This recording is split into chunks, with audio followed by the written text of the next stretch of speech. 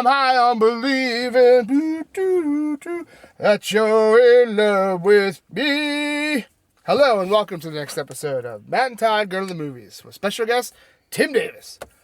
This is the podcast where all three of us went and saw a movie at our local Regal cinema, and now we're going to talk about it in Matt's on the pilot right after the movie in the parking lot.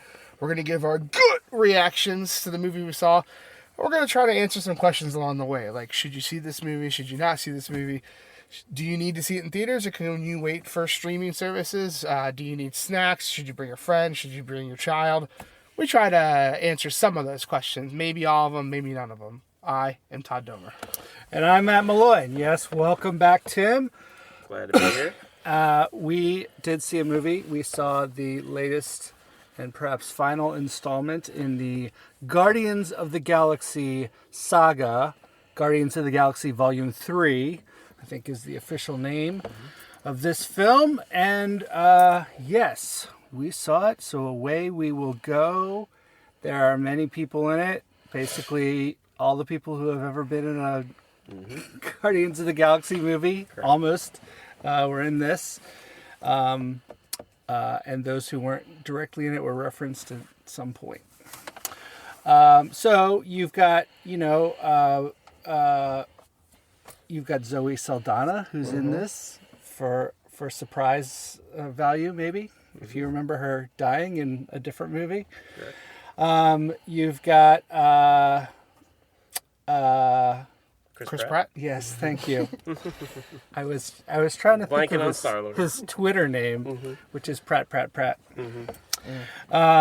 Dave Bautista is in this. Bradley Cooper reprising his role as a raccoon, and Vin Diesel reprising his role as a tree creature. Karen Gillian. Yes. Yep. Reprising her role as a robotic cyborg. And I'm never sure how to say her name. I believe it's Pom Clementif is Mantis. Yes. French actress. Right. So the main core of people. Yeah, that's the main core. Who else is in this that we could consider famous? Well, we got good old Sylvester Stallone. Oh yes, as he counts. Starhawk. I don't know. Ravager. Or Ravager. I think it's Starhawk. Wow, we got Will Poulter. Poulter, I think. Poulter, yes. He's an up-and-coming young guy. He's been in a lot, though, already. Which character was he? He was Adam Warlock. Okay. I would also argue Elizabeth Debicki is rising in fame. She played basically Adam Warlock's mother. Okay. The gold blonde. She's been in Mission Impossible, and she's playing Lady, I think, Princess Diana on a TV show. Gotcha. Yeah, she did look familiar. I think that's pretty much it. Yeah. All right. Yeah, I'd say I'm willing to agree with that. Notables. Yep. All right, so what's this movie about? Well, basically, this is the origin story of Rocket Raccoon mixed in with a rescue Rocket Raccoon story where he gets kind of beat up and they've got to go on this quest to get a certain code to unlock his innards so they can fix him up because he gets kind of beat up and he's going to die if they don't do this. And so then told through flashbacks throughout the movie, you see how he came to be, how he was kind of built and modified from a normal animal to what he is today, a brilliant pilot, inventor, and all-around fun guy. And so so you've got the crew. The normal crew is along for the ride. The movie starts in nowhere, which the Guardians are now kind of in charge of, and it evolves throughout the movie that they go looking for this code. There's a big bad guy who is trying to make perfect civilizations and perfect creatures to live in his civilizations, and basically the code resides with him. and he wants Rocket Raccoon back because he was the person who created him, and he wants to dissect his brain, I think is the main motivation there. And so, so the movie is kind of a chase to get this code, and then lots of fighting between the two factions, so that they've got to infiltrate this base, which is a very gooey biological structure, to get the code, and then later they go to a replica of Earth, except it's populated by animal human creatures, and so it all culminates with a big rescue from an exploding starship onto the town of nowhere, and then you get nice wrap up of the character arcs of all the players from Guardians team. So that's what I'll say about this movie as far as plot goes, with no spoilers. Fair enough. And Todd, I'll now ask you for your gut reaction to Guardians of the Galaxy Volume 3. I will give my gut reaction right now. Anyone who's heard me talk about comic book movies, especially the Guardians of the Galaxy movies, I wasn't the biggest fan of the two before this one, so I kind of already figured that this one was not gonna I wasn't gonna connect with this one. Like, I knew that going into it. Like, that doesn't mean it's a bad movie or anything like that. This is a special case where I know the source material pretty well, and these movies go away from the source material very, very much, and change like stuff about characters and stuff like that. And this movie's no different. They introduce some characters, they change a whole bunch of stuff about them, and I don't know. Sometimes people can pull that off, and sometimes it doesn't. I think for this time, it didn't get pulled off to me. Like, Adam Warlock is like a major player in this movie, and I just don't like what they did with him. He's not at all close to this comic material, and I have a hard time with that. So, I mean, I know that people who don't read the comics, like, it's not even a blip on their radar. So, more power to them to watch a movie and enjoy it. So that kind of stuff is gonna be reflected in my rating, but I do want to highlight some stuff. Like most of these movies, this movie's pretty visually impressive.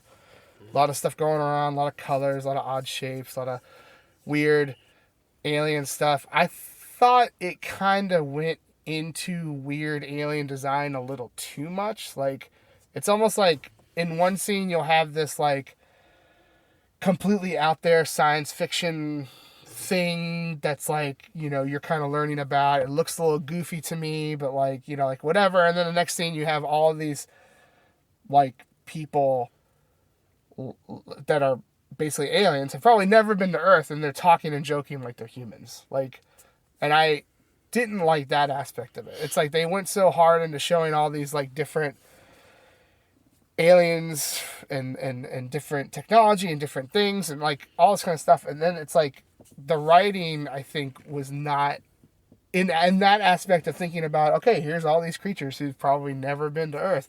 Oh, they're making jokes like if they're just sitting right next to us, and it just didn't click with me, because I don't see how that works. Like, you can't. It's just too familiar. It kind of makes you feel like it's lazy writing. But then other areas, the writing's pretty good. This movie deals a lot about family and deals a lot about doing the right thing and looking out for others. And all those important kind of notes, I thought they hit pretty hard, and they did it pretty well. As far as, you know, you got these group of people that for now, you know, they've been together for like, I don't know, probably 10 plus years, like in continuity. So, you know, they're a tight-knit group, and like any tight-knit group, they have their individual faults, but then they also they're always nagging on each other and stuff like that. And honestly, the fact that they make fun of each other all the time and all that kind of stuff makes it feel like a real group to me. Like, so I appreciate that aspects of everything. people are going to see this movie no matter what I say. And honestly, I'm probably the wrong person to listen to when it comes to this kind of movie, because I'm going to have a hard time getting past what I've already said. But I do think this is an enjoyable movie. I think any casual moviegoer will enjoy seeing this, and you'll probably enjoy it more your first viewing being on a big screen. So I would say, yeah, you should probably go see it in theaters. If you're a comic book fan, you're probably going to see this no matter what, but more power to you if you're able to get over some of the stuff that I'm not able to. So, yes, I do think people should see this movie. It is pretty appropriate for a PG-13 movie. Like, I think you can confidently bring a 13-year-old, maybe even a 12-year-old. There is one F-bomb, so beware of that. In fact, this is the first MCU F-bomb that I was reading something about that. I thought it was pretty funny. Yeah, I mean, I'm going to say go see this movie. That kind of judgment and all the good things that I said are going to be hard to see through probably my rating. But, yeah, I'm interested to hear what the other avid moviegoers feel about this movie who don't have the comic knowledge that I do, to see how they feel about this. So I'm going to pass it over to Tim. Let us know how you felt about this little ditty. As one of those avid moviegoers who only knows this universe mostly through the movies and just through various, being friends with you all these years, I enjoy it as what it is and what's presented to me. And so as the third movie of this arc of these characters, and not including other movies they've appeared in, obviously, it felt like a trilogy, like the third movie we're going to wrap things up. We're going to have some emotional arcs, but I actually thought the emotional arcs in this movie were pretty strong. Because at this point, like you said, the nagging is part of the fun of these movies, but there is a love behind it in this movie that you could feel. It's almost like you could feel the cast was realizing this might be the last time they're all together. And I thought that bled through in the characters, like they were all just kind of, not going through the motions, but treating this like this might be the last time we're all together. So let's enjoy this and have fun. And not like goofy fun, but just like let's, make the best movie we can. And I thought as a Guardians movie, it's definitely one. Like, it's James Gunn's style. If you know it by now, what he does is kind of quirky and out there, and he likes to explore lots of weird things and use music to introduce scenes or emotions, and his humor can be out there and in the middle of a serious scene, but somehow he pulls it off most of the time. I think it worked for me. It's not the greatest movie, and I do feel it's a step above Guardians 2, which to me was kind of all over the place. I really enjoyed the first one, though, and then because that was just, of course, out of nowhere for me, and then just this new team of silliness and out there-ness, and James Gunn's world had not really been shown in an MCU world yet, and now that he's done 3 of these, you kind of feel like this is the end of this universe, at least for now, or in its original form. And I really thought, I want to, like you said, highlight some of the best parts. I really thought what they did with Rocket and his backstory was easily the most powerful stuff in the movie. And there aren't even the biggest scenes or the most deep scenes or anything, but it's just that they were, for animated characters, the voice work was excellent. The way they animated them, so the emotions were there. They almost had some of the best acting in a movie that was like CG characters with voice work. Mm-hmm. And I thought that was pretty incredible that those scenes connected the most, at least for me. And it was just, if you like the Guardians movies, you'll like this too. It's a good third movie. You might as well see it. And I don't think anything any of us say will deter you from that. But you will have a good time if you've enjoyed these movies to this point. If you have not seen any of them, I would recommend not jumping into this blind. I think you need to see the other 2 to kind of get the whole scope here.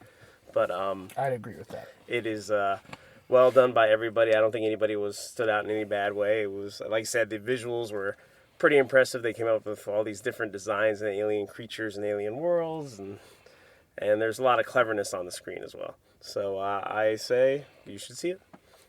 Matt? Matthew. Well, I think overall this kind of felt like a miss for me. I can see that. I did I loved the alien world creation. I loved all of the visuals, done pretty well. To me, though, the emotional pieces felt a little bit awkward and disconnected from me. For me, I should say. I thought that this backstory of Rocket Raccoon, I don't know. I didn't feel like I cared that much. And I could see what they were trying to do. With building like the empathy for this character and helping you understand like how we got here. And I just found myself being like, okay, well, I don't know if I care about that much. Yeah. It was hard because, We're on opposite ends like, there. to me, it's like the first two movies were about Peter. Yeah. Yes. 100%. Like, For and sure. then this one's about Rocket. Rocket. And I'm like, there are other members of this team that I really want to, like, dive into, but True. it leads into, like, what, you know, obviously some of the people on the team have beefier parts than the others. Some of them are definitely used as just comic relief, but they all have backstories that I would like to know. I mean, maybe Mantis you don't need to know because you spend her whole life on Ego, and that's it. Like, Right. because it's up to but, you know, you got Drax. We've only heard him talk about his past and, like, all this kind of stuff, like, and Nebula, like, we've only heard it talked about and stuff like that. It just felt, for me, it felt weird that they were so honed in on this one character for so much of this movie when we haven't gotten some of the other characters, you know, story. in my Yeah. opinion. And I really felt like it seemed like we're going to make a third movie. What can we do to, like, draw people in? And what can we do to, you know, maybe reveal some of the secrets of the team? And it seems like they settled on, well, we're going to tell Rocket Raccoon's backstory and, you know, explain that. And that's going to be what it is. And so that, in particular, that choice was a miss for me. And I would have liked some other story.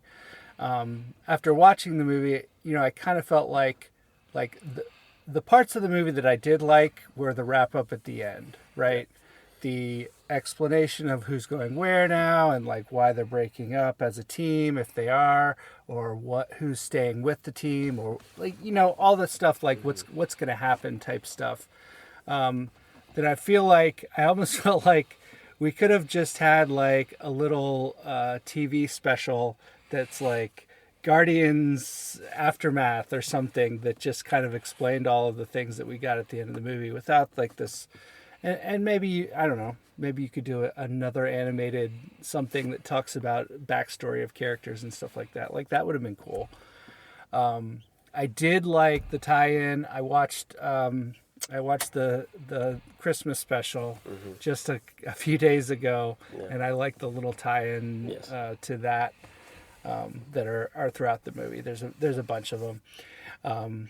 So if you haven't watched that, but you've watched the movies, go ahead and consume that for a few little fun Easter eggs. I like that. The music is always fairly strong in these movies. I feel like this was a bit weaker than the first two musically, but not terrible. And as far as the trilogy, I think the first movie is easily the best I for would agree me. with that as well. And this, I don't like 2 at all. And this was somewhat better than that, but yeah, I just think the emotional connection wasn't there for me. It felt a little bit like I was getting a rehash of characters from, like, 10 years ago, and I didn't need that now. Like, it felt like what we were getting we got too late in. I see what you're saying. Yeah, like, I mean, because so much has happened in continuity from Volume 2 to to now, and you know, they kind of only. And really, honestly, the only thing they kind of deal with is the fact that Star-Lord misses Gamora. Like, that's it. No one talks the about the original 5 Gamora. years that they lost of their lives and the blip. Once again, we got another movie that doesn't, like, talk about what these heroes have been through. Yeah. And I think that's such a misstep to me. Like, Yes, it seemed like only Star-Lord was yeah. bothered by Also, what happened. And there's a huge disconnect from when the last time we saw these characters, which is Thor, Love, and Thunder, where everything's hunky-dory, they're working as a team. I don't think Gamora was there, though. She was not. Yeah, no, right. I know that. So they kept that, at least. Yeah. But then when we check in with the Guardians, He's the worse start off. of this movie, everyone's worse off than where they were in Thor, Love, and you're kind of like... worse off than the Christmas special. Where Yeah, they were all worse really- off than the Christmas. You're kind of like, okay, what has happened? Like... Yeah. So, I mean, they mentioned the whole Mantis being the sister and all that, but like it didn't. It's like the I didn't like emotional that arc either. of the Christmas special. Boo on that one. yeah. Stop trying to make me emotionally care about Mantis. It's not going to happen. No matter how much you try to shoehorn in. I mean, she's a fun character without all that. I agree. Yes. Well, so I guess overall, I would say that I don't want to say I didn't like this movie. Right. I just say it doesn't connect with me, and I'm kind of ambivalent about it. Yeah.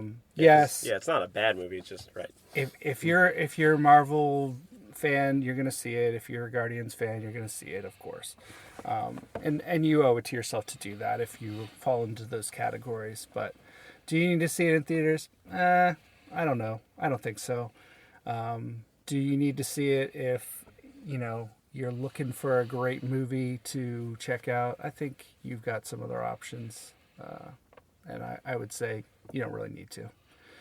You could skip this one and be okay. And that's what I'll say about that. Fair. Well, how many good dogs would you give this movie? Because Cosmo is a very good dog. Mm-hmm. Actually 0 steals most of her scenes, I would argue. Yeah, and I mean, I was ready for a fury if they did anything to just like mess up Cosmo, because I'm like, come Cosmo's on, like, great.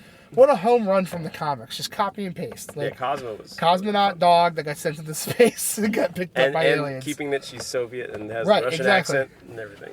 Yeah.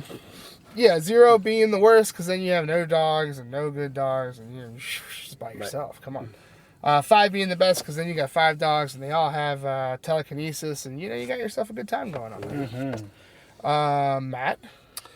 Well, I'm going to go with, based on my ambivalence, I'm going to go with a fairly ambivalent 2.5 Cosmos out of 5.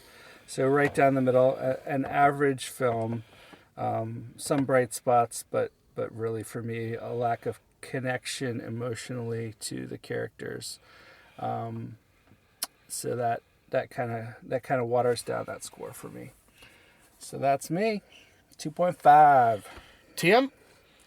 Yeah, I was a little less ambivalent and more into it than definitely 2. Like you said, I agree 2 was a misstep as well. Not as good as 1, so I'm just slightly above you, Matt. I'm at a 2.8. Okay. Fair enough. So with all the stuff that I've already mentioned and some of the, the source material problems I have, obviously this is a pretty hard rating for me because I'm trying to separate that Enjoyment side level of my versus brain. I will say something I didn't touch on that I haven't really enjoyed in all 3 of the movies that is just a total calling card for James Gunn is that I don't like the soundtracks he does. They're very gimmicky. That's his thing. Though. It's very much his thing, and he rams it down your throat every freaking movie. And it's like, thinking about, like, even a movie like Evil Dead Rise, and thinking, like, how an instrumental soundtrack, not the whole thing has to be instrumental, but there are times when you can get across what you're trying to get across, fear, happiness, whatever, and it doesn't have to be a goofy song that everyone's going to go, ha ha, I remember that song. Like James Gunn makes Forrest Gump movies over and over and over again, because Forrest Gump was the first movie that I can really remember that was like every song was a hit from the past, and everyone was like, yeah, like I love that movie because of those songs. That's what he tries to capture every time he makes a movie, and it's just, I guess sometimes it somewhat works, but it's been on like nails on a chalkboard for me. A couple of songs worked in this movie, but it was like every time something serious started to happen, it was like, let's play the next goofy song from the 80s or 70s or 90s, or that was pretty I wasn't exactly happy about that. But I am going to land on a 1.8 for this movie. Did I enjoy myself tonight? Yes. Did I rub my head tonight in frustration? Yeah. Several times. That outweighs. This continues the trend of these movies crapping on characters that I like. The first movie did it with the Nova Corps. And then the second movie really tried to get you to care about Yondu and just creating this father-son dynamic that didn't exist at all in the first movie. And this one just, like, I don't know. Like, maybe it's because I'm a fan. I'm a big fan of Drax in the comics, and they just make him such a big, goofy idiot. They even acknowledge it in this movie. They're like, You're dumb. Everyone's like, and he's like, everyone thinks I'm dumb. Like, it just, those kind of things are just nails on a chalkboard. So 1.8, I am, I think people who have liked the movies before this are probably going to like this one. Mm-hmm. But if you saw 1 and you liked it, and then 2, you were kind of like, I think you're going to feel the same way about 3.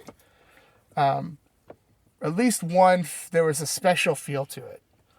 And I don't think they've recaptured. 1 did feel the most fresh. And and they didn't. Feels like they haven't. I think he's been trying to recapture that feeling since, and it's like if you just concentrated on good storytelling, a good script, instead of trying to chase this like thing. I always thought 2 went way too hard on the gimmicky stuff that worked in 1. It went all humor in 2, pretty much. Yeah. Mm-hmm. I also have a big problem with, again, and this is not a spoiler per se. No. I have a huge problem with Peter Quill being sucked out into space again and not dying from it. Yeah, he's It's the second time they've done this in these movies, and it's just so frustrating. I thought, you know what, that works, and then it didn't. So, that's me. Take us home, Matt. Okay, we're going home. Any last minute thoughts before we go home? You don't want to turn it back over to me because I can just keep going. You've had your allotment of words for tonight. Probably. Find more problems. You're cut off. Probably.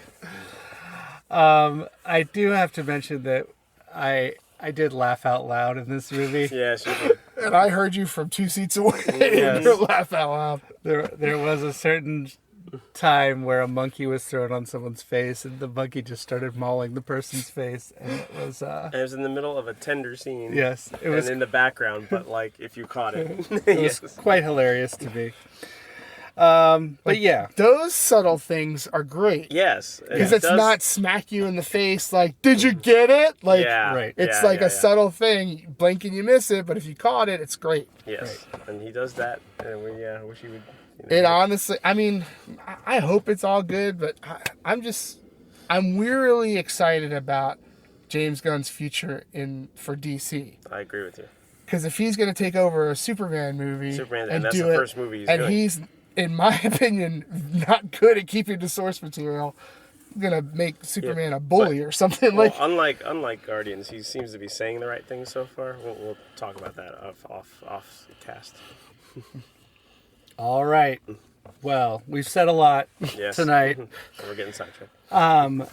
Let's wrap up for this evening. Thank you all listeners for listening to our podcast and downloading it and hearing our gut reactions to Guardians of the Galaxy Volume 3, which we gave an overall rating of 2.3 and 2/3 of a hundredth of a Cosmo the good dog. Cosmo the good dog, the good commie dog, out of 5, which is, that's kind of below average. And I think Todd and I kind of felt that way, and Tim had a better experience than we did.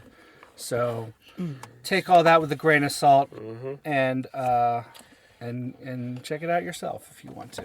Matt and I may also, having seen so many movies in the past couple of years, we might be super cynical. Be. I'm usually the happier one of the bunch. Yeah. It's almost like when you see all the movies, you really like it.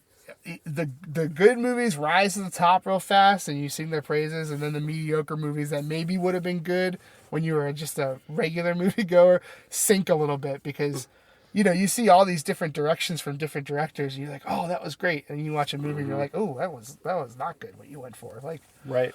Stands up. Got reactions. got reactions. Got reactions. That's what we do. All right. Well, that is definitely going to wrap it up, and we will see you next time. Da da da da Da da da da da. da da da.